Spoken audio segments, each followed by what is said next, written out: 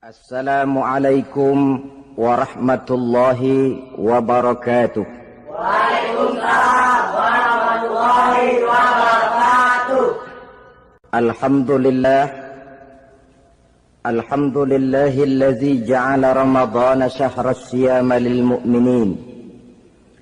Wassalatu wassalamu ala asyrafil anbiya'i wal mursalin sayyidina wa maulana Muhammadin wa ala alihi wa ashabihil mujahidin at-tahirin, amma ba'du.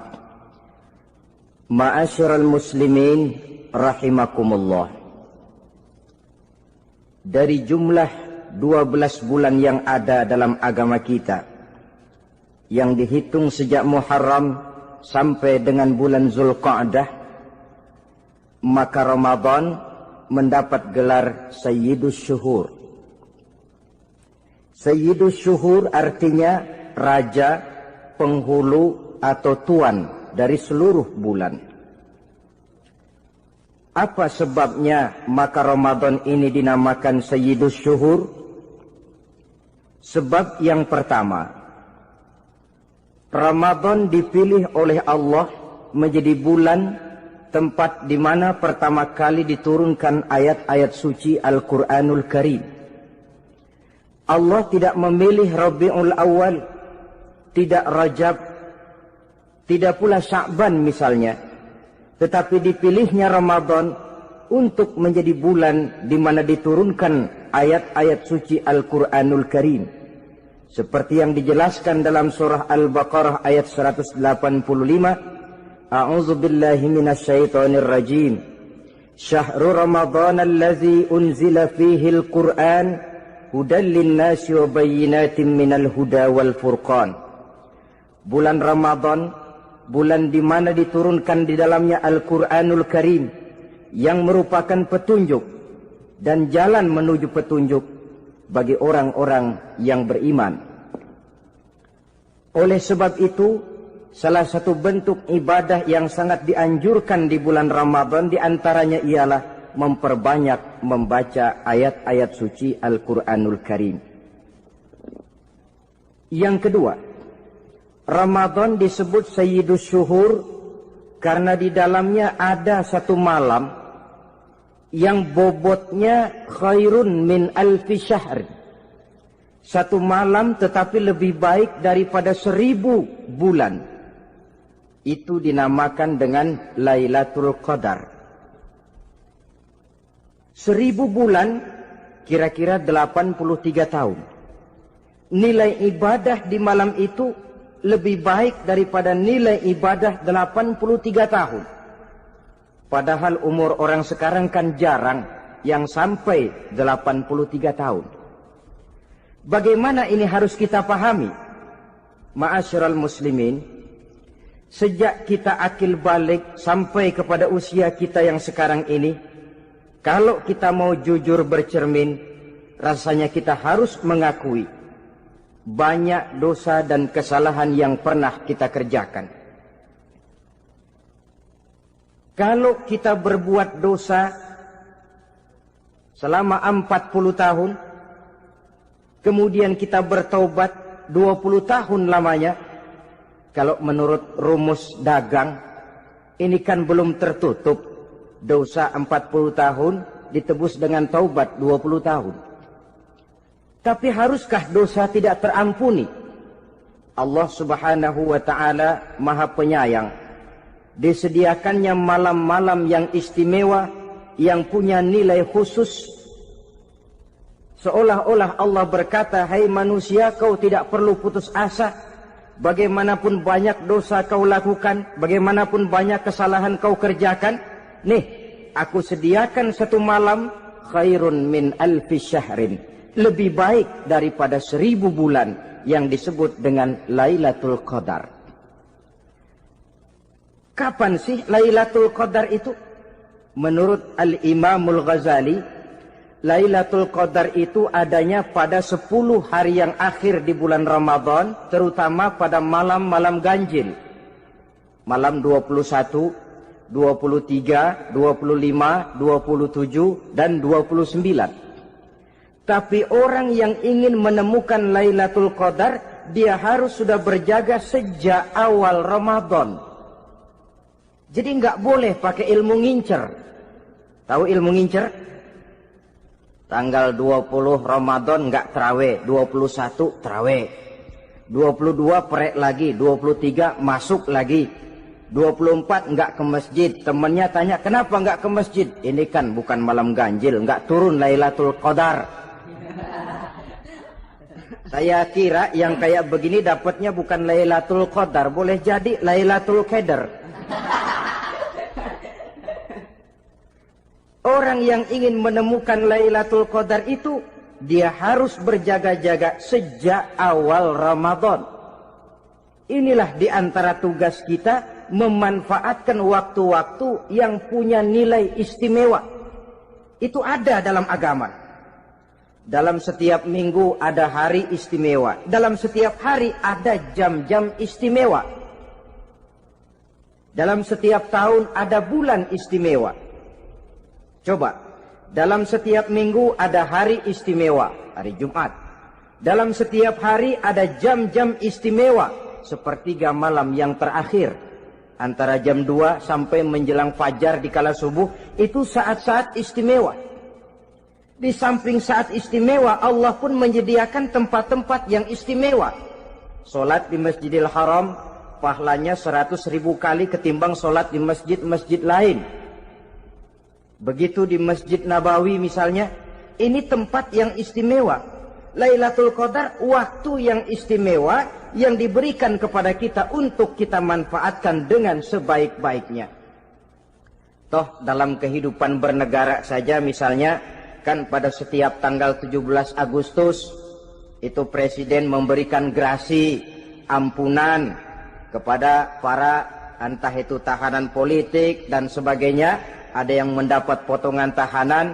Waktu-waktu yang istimewa.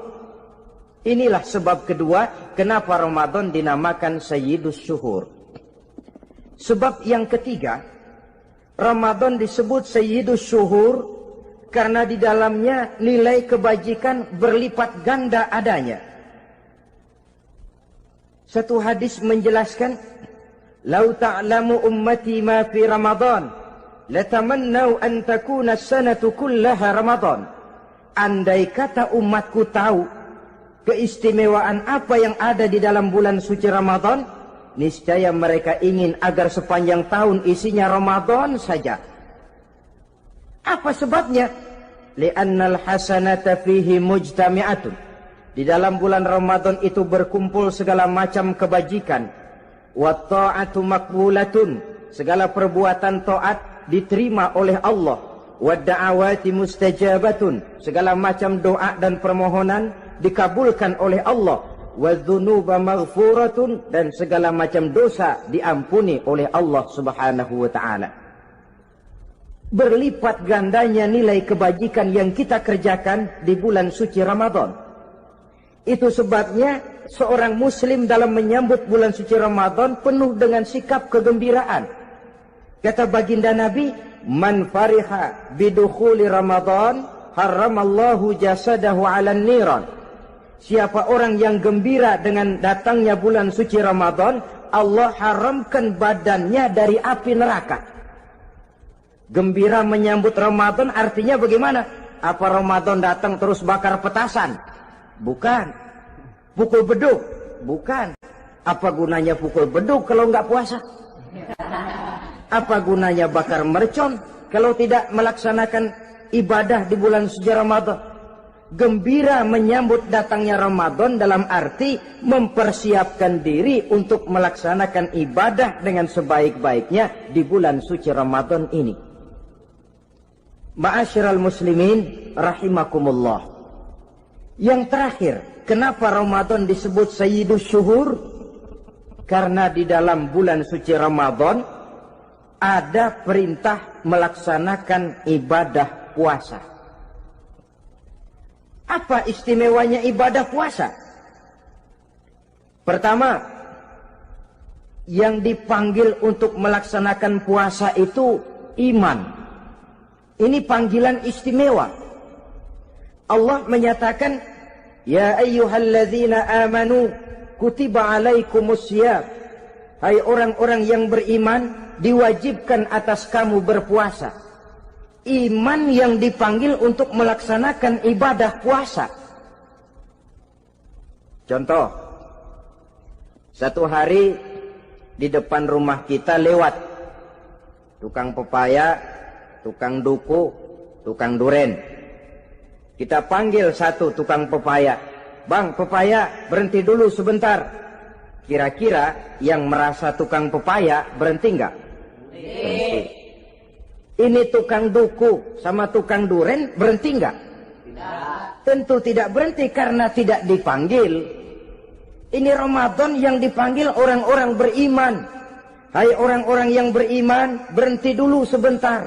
Berhenti apa? Berhenti makan di waktu siang, berhenti minum di waktu siang.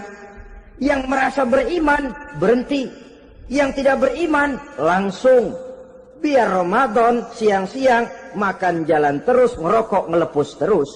Kenapa? Tidak beriman, tidak merasa terpanggil oleh ayat tadi. Sekarang tukang pepaya lewat di depan rumah. Kita panggil, bang pepaya berhenti dulu. Dia dengar tapi nggak mau berhenti. Apa kita bilang? Kang pepaya budak. Dipanggil nggak mau berhenti. Ini ada orang ngaku beriman kepada Allah. Ramadan dipanggil disuruh berhenti makan siang, nggak berhenti juga. Mukmin budak. Disuruh berhenti minum di waktu siang, nggak berhenti juga. Mukmin budak. Ini istimewanya puasa. Panggilan difokuskan kepada iman. Hai orang-orang yang beriman. Allah tidak bilang hai orang-orang yang sudah masuk Islam. Tidak. Ya ayyuhallazina aslamu. Tidak. Ya ayyuhallazina amanu yang dipanggil. Hai orang-orang yang beriman. Nilai nurani yang paling dalam itu yang dipanggil melaksanakan ibadah puasa. Lalu orang beriman yang bagaimana yang wajib puasa? Pertama, dia sudah balik.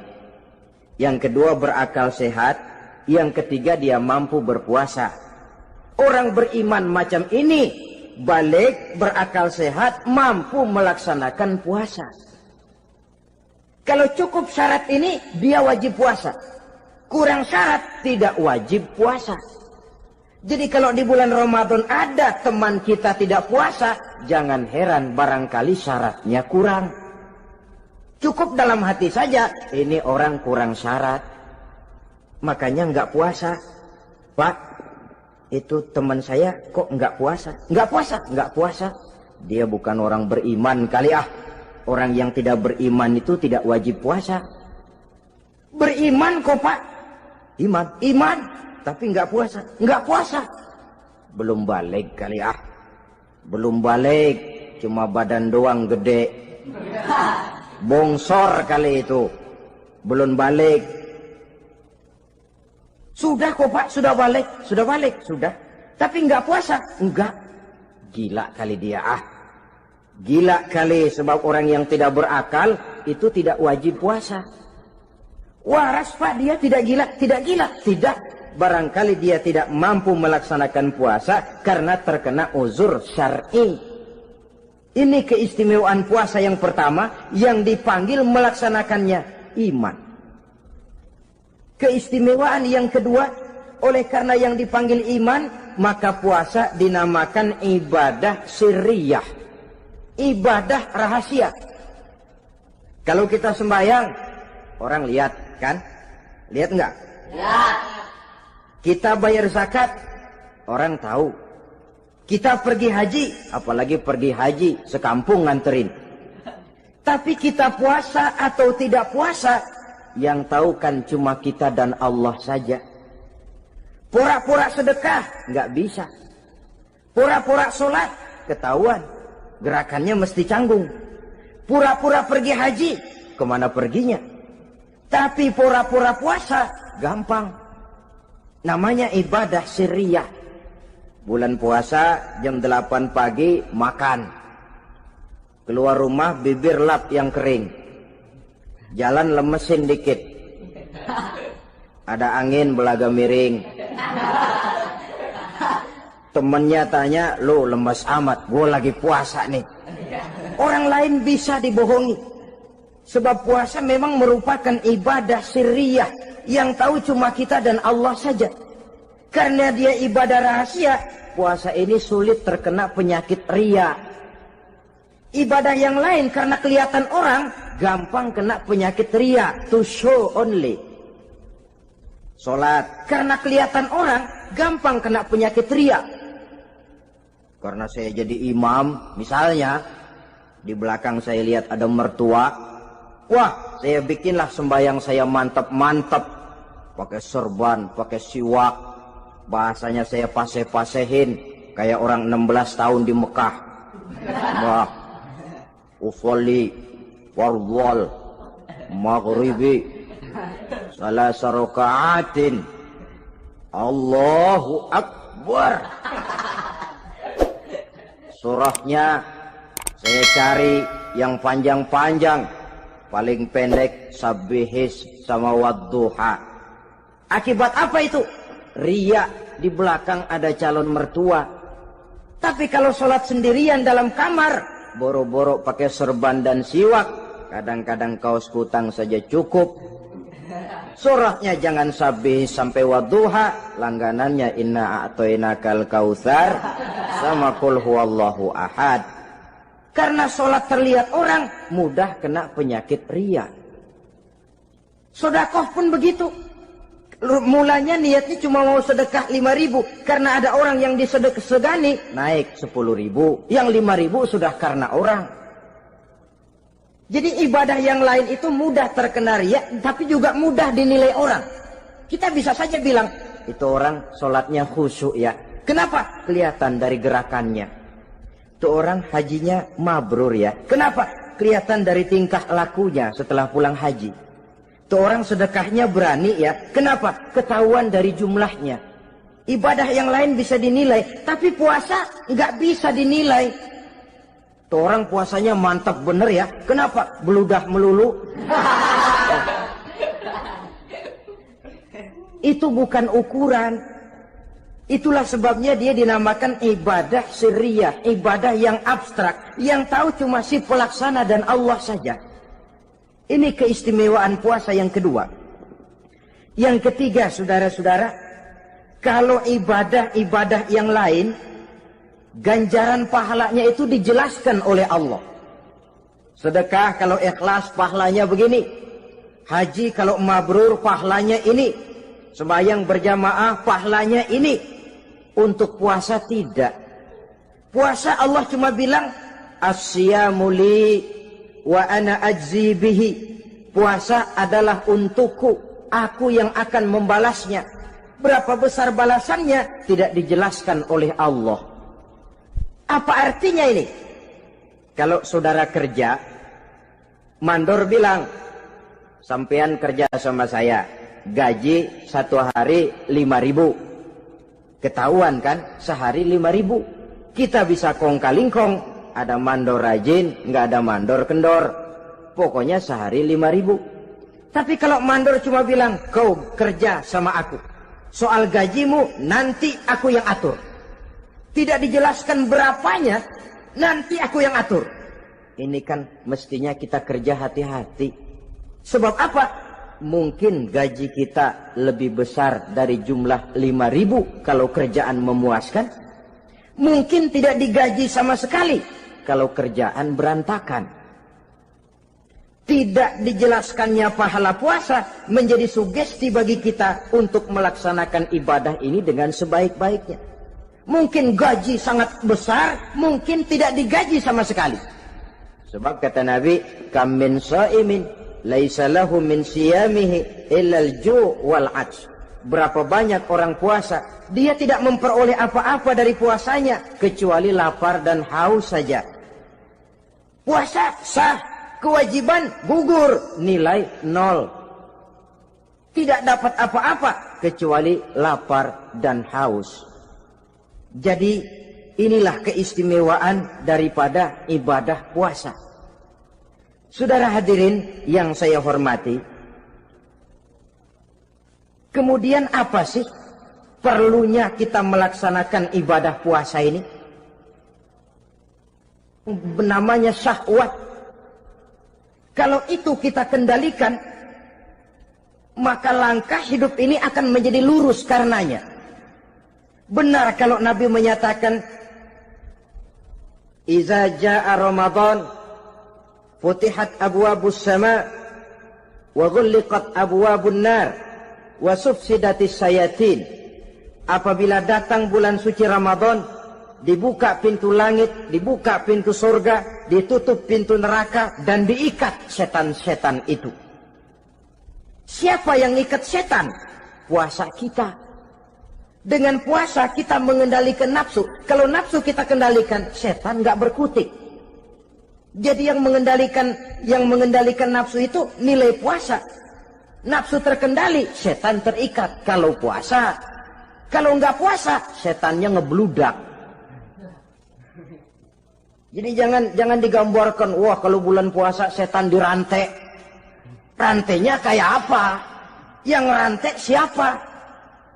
Arti setan diikat di sini ialah nafsu dikendalikan. Dengan apa? Mengatur makan dan minum. Puasa kan sebenarnya logikanya mengatur perpindahan waktu makan dan minum saja. Apabila perut besar ini teratur demikian rupa, syahwat tidak menggelegak, dia terkendali.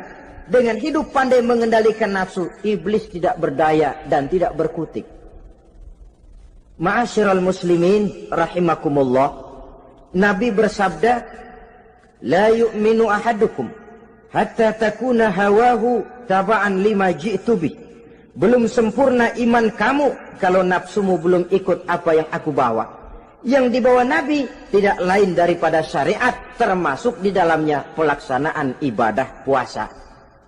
Karena itu saya pesan kepada seluruhnya, jangan kalau puasa kayak orang ngancem. Siang bisa mengendalikan nafsu, tapi begitu maghrib berbunyi, nafsu sudah tidak terkendalikan lagi. Itu namanya puasa orang ngancem. Kayaknya, biarin siang gua tahan, ntar lo maghrib. Begitu maghrib berbunyi, sudah macam bendungan pecah. Semua isi meja pindah ke perut. Akhirnya, kalau siang dia setengah mati kelaparan, habis buka setengah mati kekenyangan. Dua-duanya jelek. Kalau sudah kekenyangan, yang enak kan ngukur balik. Tidur. Maghrib liwat, isya out, trawek boten. Temennya nyamper ke masjid yuk trawek duluan deh, gua kenyang bener nih. Kenyang. Berbuka itu yang bagus pakai etik ya, etika buka itu. Maghrib berbunyi, cukup seteguk air, 3 butir korma atau sepotong kue. Sholat maghrib. Selesai sholat maghrib, masuk ronde kedua. Waktunya agak panjang, makan ala qadarnya. Selesai makan, berangkat ke masjid, isya, tarawih. Pulang tarawih, masuk ronde ketiga. Waktunya panjang, mau habis-habisan juga nggak apa-apa. Tapi kalau begitu maghrib berbunyi langsung dipukul 1 ronde, kita yang rubuh. Kekenyangan. Waktu siang dia sanggup mengendalikan nafsu, tapi begitu maghrib berbunyi, nafsu sudah tidak terkendali lagi. Asar pengaruh puasa tidak akan membekas dalam jiwanya. Siang jelas puasa, nggak boleh ngerokok. Begitu maghrib sampai imsak kayak lokomotif, kelebul nggak berhenti-berhenti. Tidak lagi sanggup mengendalikan diri, mumpung boleh katanya.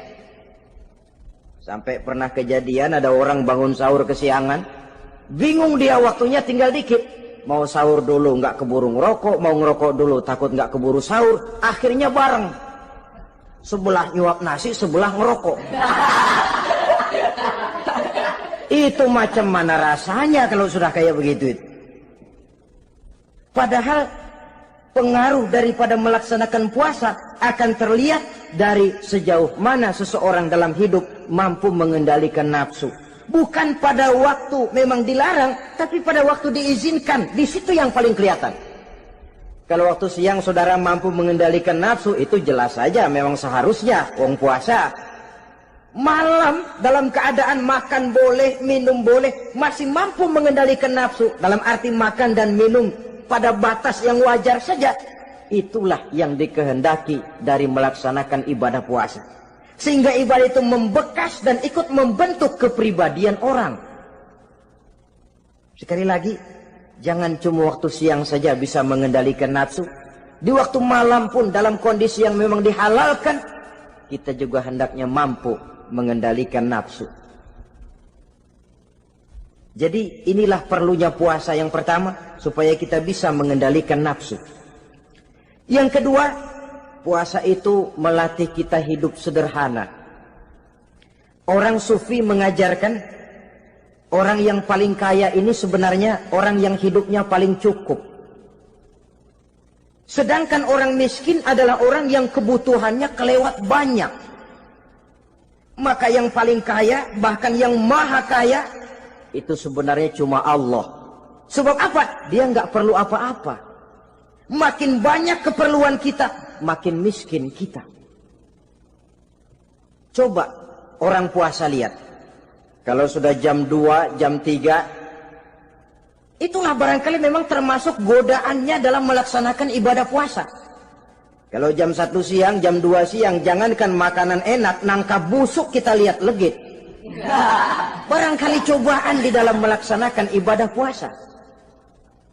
Tapi kalau sudah maghrib berbunyi, berbuka kita kena seteguk air, sepotong roti, 3 butir korma, kenyang rasanya. Kemana keinginan yang tadi begitu menggebu-gebu? Oh, bisikan nafsu rupanya itu. Makin dalam kita merenung, makin sampai kita kepada bentuk kesederhanaan di dalam hidup ini. Puasa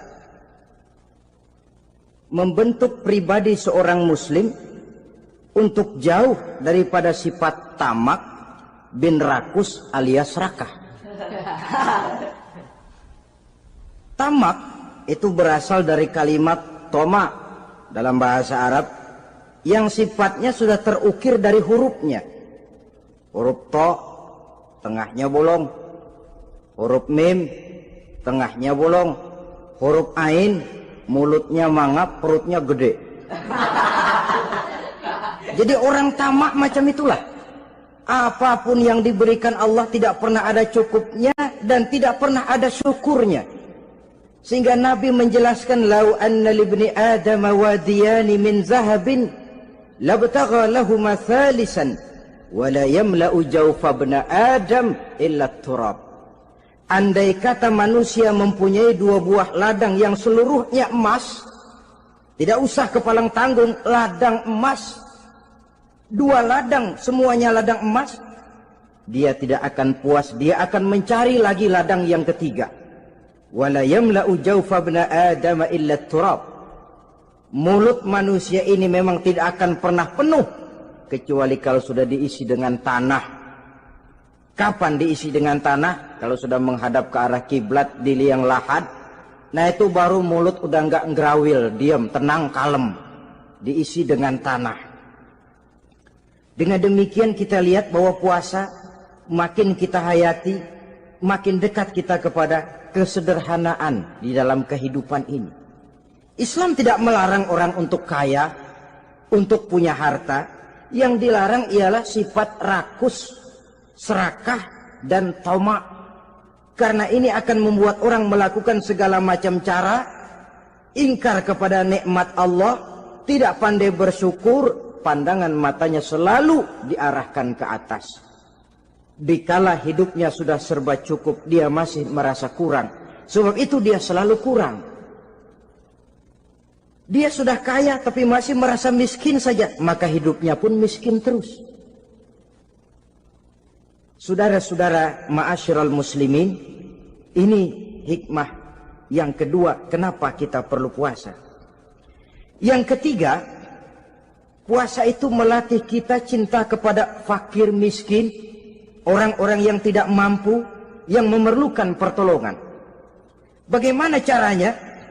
Dunia pendidikan berkata bahwa pendidikan akan lebih berhasil kalau bersifat audio visual. Mengajar anak berenang, bawa ke kolam. Mengajar anak naik sepeda, berikan sepedanya. Mengajar orang cinta fakir miskin, rasakan apa yang dirasakan oleh fakir miskin. Apa itu? Lapar, haus. Kan nggak bisa ngajarin anak berenang teori saja.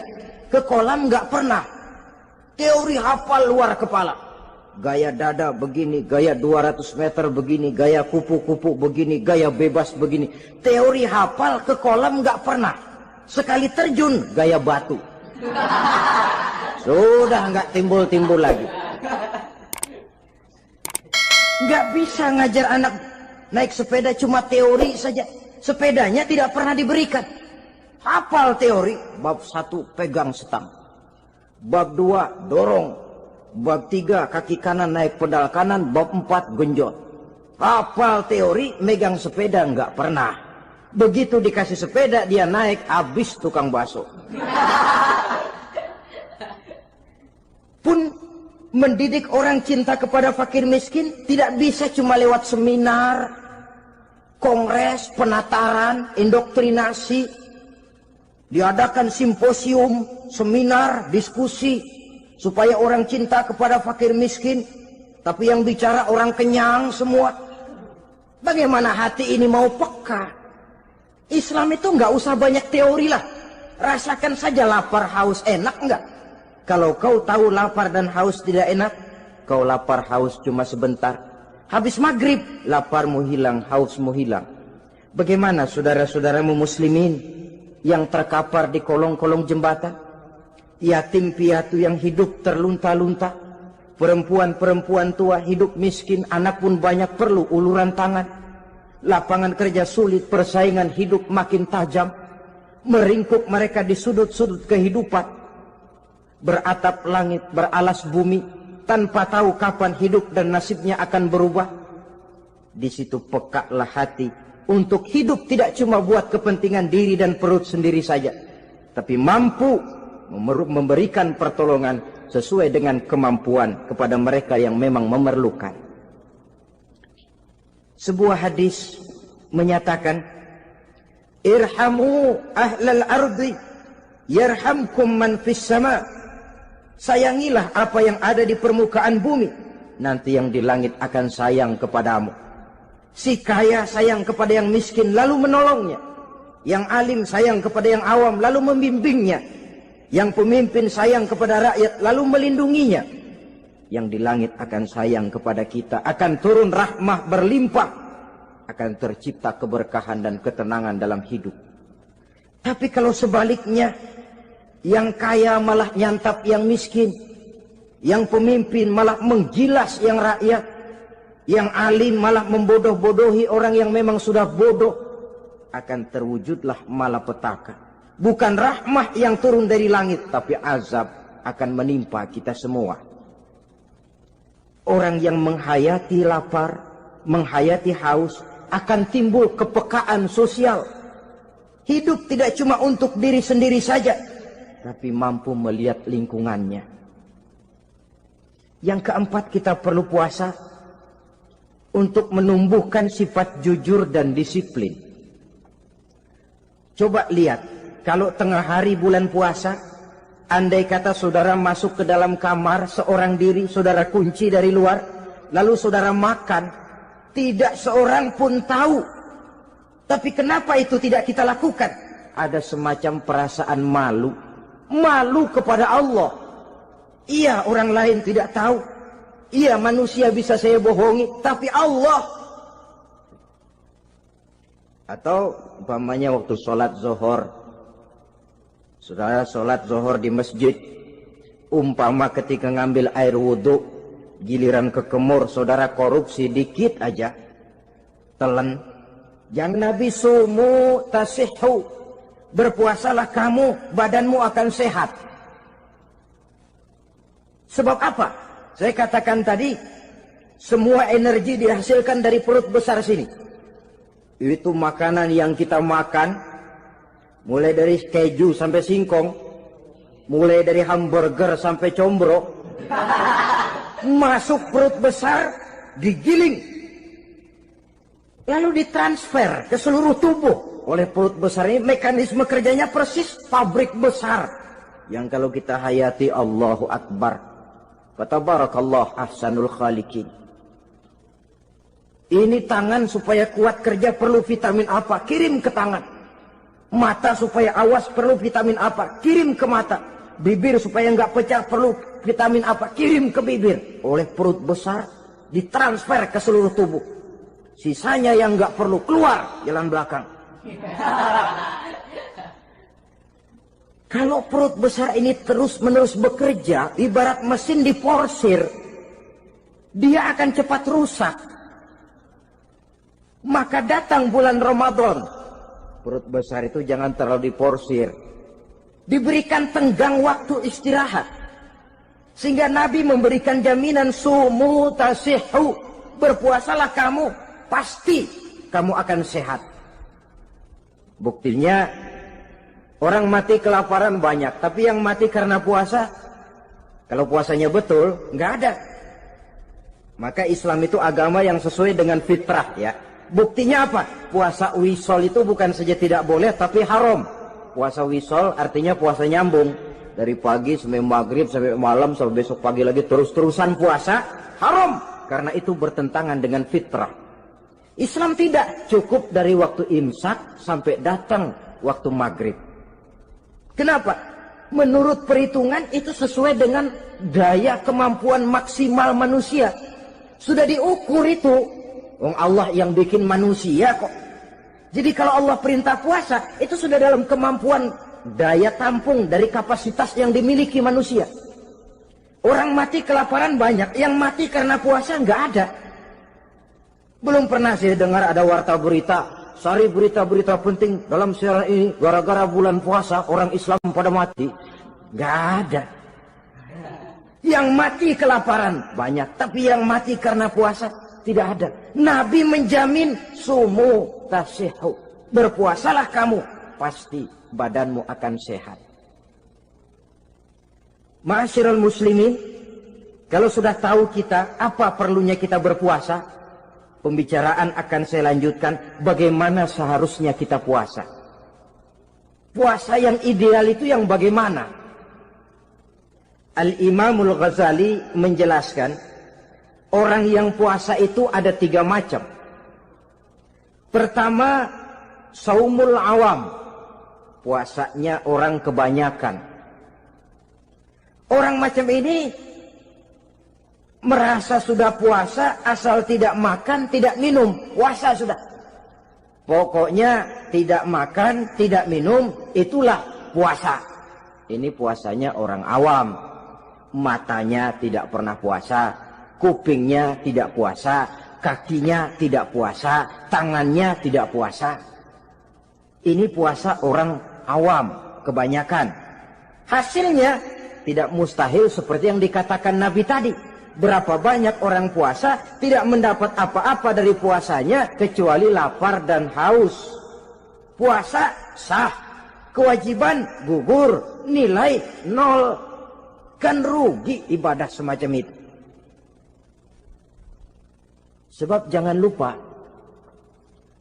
yang membatalkan itu kan 2. Ada yang membatalkan pahala puasa, ada yang membatalkan puasa. Bedanya apa? Kalau puasa batal, pahala jelas batal. Tapi kalau pahala yang batal, puasanya mungkin sah. Kewajibannya gugur, tapi pahala tidak ada. Kalau yang membatalkan puasa sih umumnya kita bisa jaga itu. Sebab apa? Masalahnya konkret, kelihatan. Apa yang membatalkan puasa? Misalnya makan dan minum yang disengaja walaupun sedikit. Batal. Sedikit tapi sengaja tidak mengenyangkan, batal. Mamanya pentol korek yang kecil itu.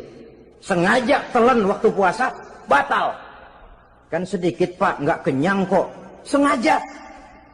Sengaja itu yang bikin batal. Tapi kalau tidak sengaja seperti lupa, itu tidak batal. Misalnya hari pertama puasa, di sembahyang subuh tidur, bangun jam 8, lupa kebiasaan, langsung aja nyerbu ke dapur. Dapat sepiring setengah, ingat. Astagfirullah, lagi puasa, betul. Setelah ingat bagaimana? Yang masih ada di mulut keluarkan, berkemur, lanjutkan puasanya, sah. Perkara sepiring setengah yang udah kadang masuk bagaimana Pak? Itu rezeki. Lawang orang lupa. Lupa itu kan jenis yang ma'fu anhu. Jenis yang dimaafkan. Makan dan minum yang disengaja walaupun sedikit. Batal. Batal puasanya. Apalagi muntah yang disengaja. Batal puasa itu. Ukuran sengaja kan kita tahu. Apalagi hilang akal. Seperti gila atau pingsan. Batal puasa. Apalagi hubungan suami istri di waktu siang secara sengaja. Batal. Kalau sengaja. Kalau nggak sengaja, enggak. Namanya nggak sengaja. Umpamanya, saya nggak sengaja Pak, tahu-tahu udah nyampe situ, gimana? Yang nggak batal, cuma begitu ingat, buru-buru selesai mandi, lanjutkan puasanya, sah. Jangan begitu ingat sih, ingat Pak puasa, cuman tanggung. Nah, ini tanggung ini yang bikin jadi batal. Dan jangan lupa, orang yang membatalkan puasa karena hubungan suami istri, dendanya paling berat. Seorang sahabat pernah lapor, halaktu ya Rasulullah. Ya Rasul, celaka saya. Ma ahlakah, apa yang bikin kamu celaka? Saya lagi puasa Ramadan ya Rasulullah, saya nggak tahan. Lalu saya nyelonong sama istri saya. Pengantin baru ini rupanya. Nyelonong bagaimana? Ya nyelonong.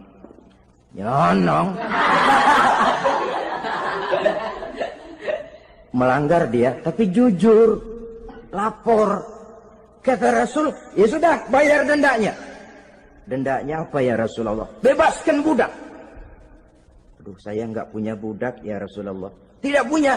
Tidak punya. Puasa 2 bulan berturut-turut. Tidak boleh diselang-seling. Syahraini mutatabi'aini. 2 bulan berturut-turut. Tidak boleh diselang-seling. Gimana? Sanggup puasa 2 bulan berturut-turut? Enggak kuat ya Rasulullah. Enggak kuat? Enggak kuat. Ramadan yang sebulan aja saya nyelonong.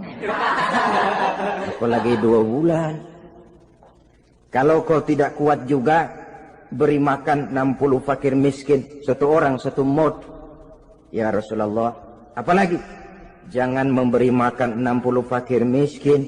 Orang istri saya di rumah sehari masak 3 hari libur. Saya orang susah ya Rasulullah. Saya pikir lagian ya orang kebangetan juga. Sudah melarat sama larangan berani. Rasul masuk ke dalam kamar, keluar kembali bawa sekeranjang kecil kurma. Kalau kau tidak punya apa-apa, bawa pulang ini. Sedekahkan kepada orang-orang miskin di kampungmu sebagai pembayar dendamu. Ya Rasulullah. Apalagi? Di kampung saya itu yang paling miskin saya. Waduh, rusak bener ini orang. Apa marah Rasul? Beliau malah senyum. Ya sudah, kalau memang yang paling miskin kamu, bawa pulang saja itu kurma, beri makan anak istrimu di rumah. Orang ini udah melanggar larangan, dapat kurma lagi. Yang kedua, watak hukum Islam itu elastis, fleksibel, tidak kaku. Tidak kalau sudah begitu ya mesti begitu, itu tidak. Yang sering kaku kan kitanya umat Islam di dalam memahami Islam. Saudara hadirin yang saya hormati, yang tidak boleh itu pun di waktu siang. Kalau malam sejak maghrib sampai sebelum imsak, pada awal perintah puasa tidak boleh. Tapi ternyata banyak juga yang nyerempet-nyerempet.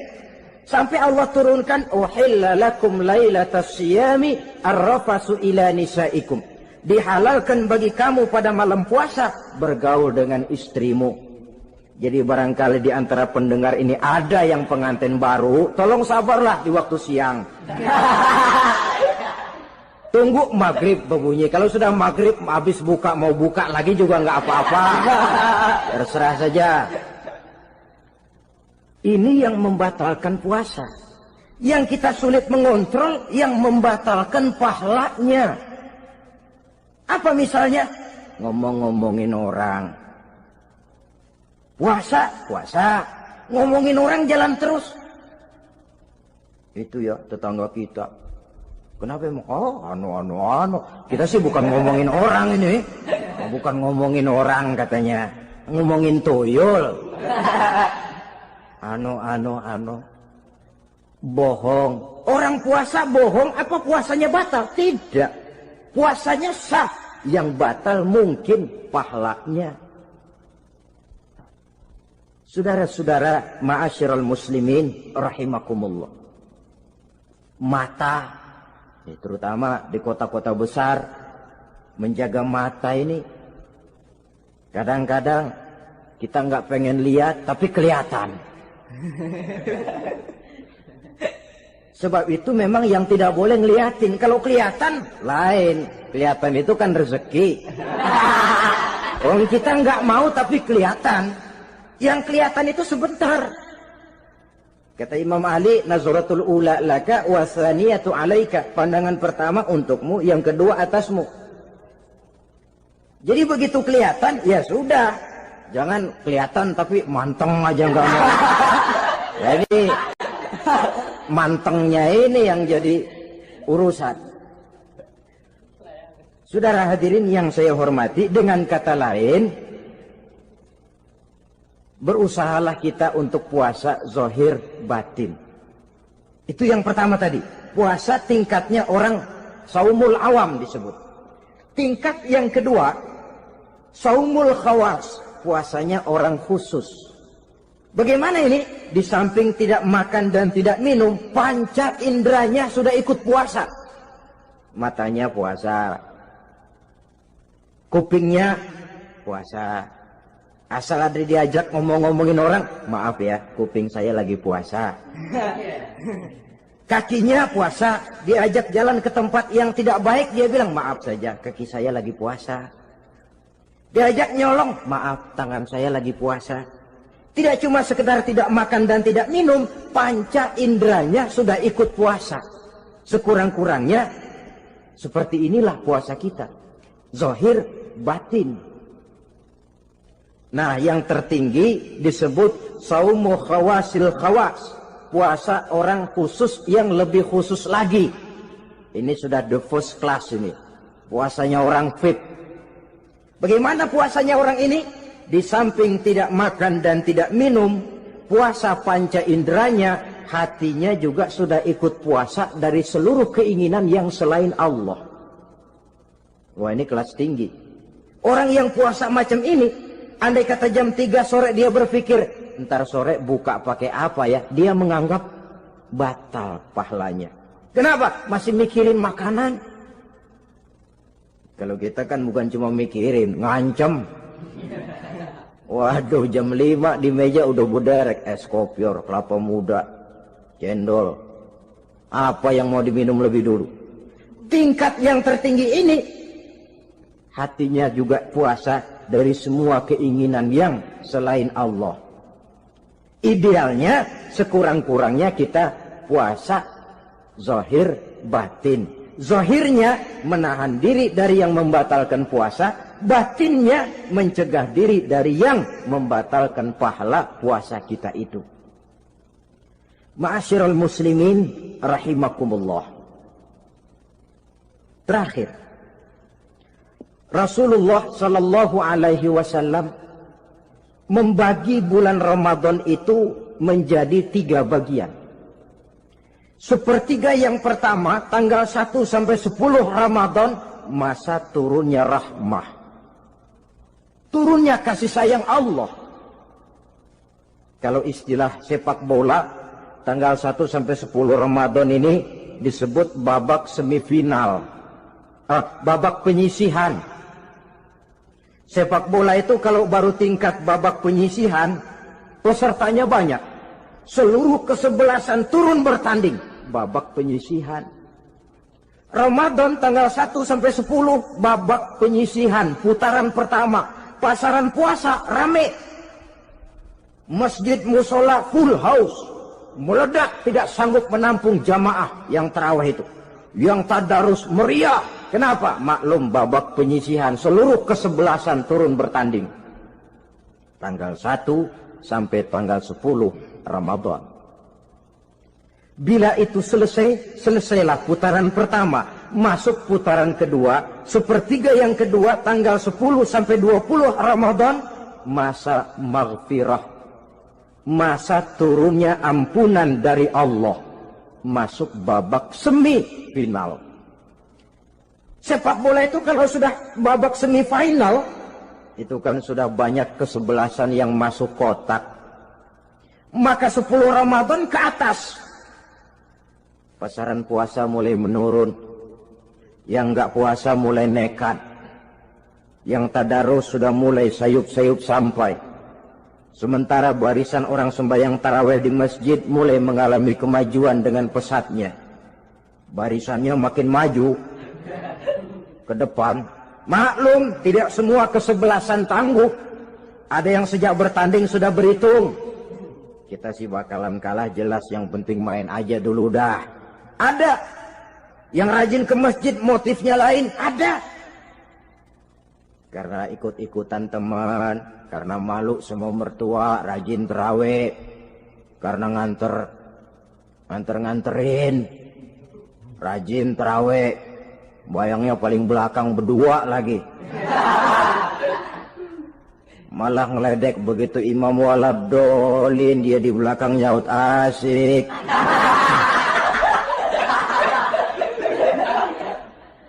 Yang kayak begini ini sudah nggak bakal tahan lama. Akan gugur di babak semifinal. Puncaknya, putaran terakhir, tanggal 20 sampai akhir Ramadan, masa itkun minan nar, masa pembebasan dari api neraka. Masuk babak final.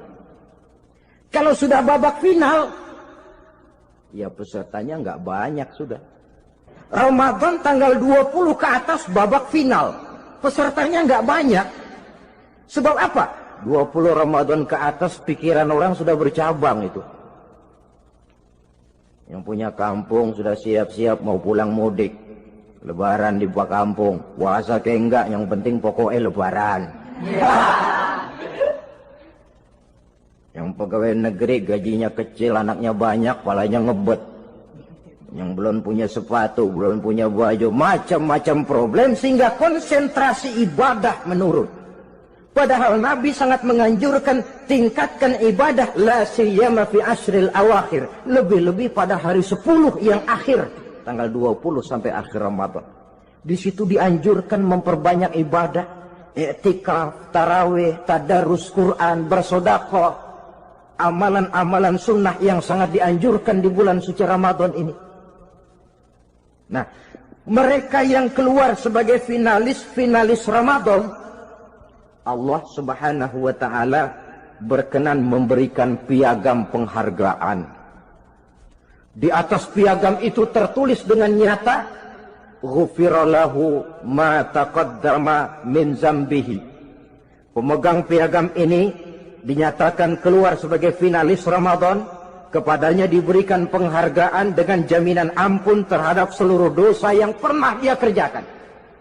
Sehingga dia keluar Ramadan, masuk 1 Syawal, seperti bayi baru dilahirkan oleh ibunya. Bersih tanpa dosa, karena sudah dibersihkan oleh ibadah Ramadan. Sehingga masuk Syawal, dia rayakan Idul Fitri, dia pantas mengucapkan minal aidin wal faizin. Minal aidin artinya, semoga kita termasuk orang yang kembali. Kembali kemana? Kembali kepada fitrah. Seperti bayi baru dilahirkan oleh ibunya. Tidak punya dosa kepada Allah, karena sudah dibersihkan oleh ibadah Ramadan. Ini orang yang finalis. Puasanya betul, tarawihnya betul, pantas mengucapkan minal aidin. Dan kalau tarawih cuma 2 malam, puasa 3 hari. Lebaran paling rajin, mas minal aidin, ya minal aidin. Gak tahu diri lu. Minal aidin dari mana? Saudara hadirin, muslah kepada Allah, bersih dari ibadah Ramadan. Tinggal dosa kepada sesama manusia, berhalal bihalal di hari raya Idul Fitri. Nah, inilah pembicaraan kita pada pertemuan kali ini, dengan harapan mudah-mudahan ibadah kita diterima Allah, kita keluar sebagai finalis yang pada akhirnya masuk ke dalam kelompok minal aidin wal faizin, orang yang kembali suci kepada fitrah dan orang yang beruntung. Dengan semangat inilah kita rayakan Idul Fitri, hari raya kembali kepada fitrah. Terima kasih banyak atas segala perhatian. Mohon maaf atas segala